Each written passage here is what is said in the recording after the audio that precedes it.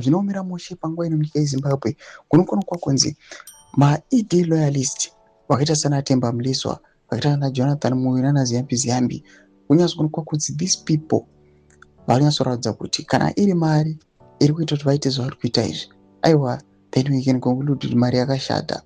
Panguva ino kurikuonekwa kunzi the respected individuals of the community vanoonekwa kunzi magenerals who fought and risked their lives to liberate Zimbabwe, panguva inoi they are now being disrespected in front of the country. Tsara pina mashoko headline robuda panguva ino Standard. Kuti wa subscribe or like on the bell icon. Mzora natsosana headline rakanzi 2030 ex-generals Rato ED loyalist.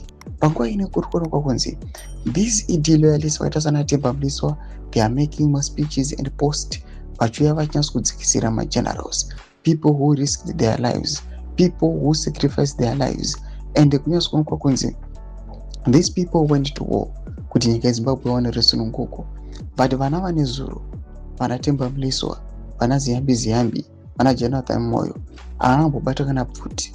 Vari kuuya panguva inoi vachitaura nana General Muchena as if vari kutaura nevana vavo oro vari kutaura nevanhu vakazvarwa nezuro. Zviri kutoshamisa nyika yeZimbabwe kuti zvii zvauitika izvi. Panguva ino we do not know how it is going to end, but panguva inoi vana Temba Mliswa panguva iri kunyatsoratidza kuti mastatements avari kutaura nemamapost avo avari kuita pasocial media, those posts haana kana value, haana kana weight. Nyika yese yeZimbabwe iri kungotarira ichitereka itione kuti zvichapera kupi, but these people they are being warned. They are supporting these constitutional amendments, but they are not thinking about the life after these amendments, kuti vachange vakupi. These are the same people vachashandisirwa the same principle yekunzi use and dump.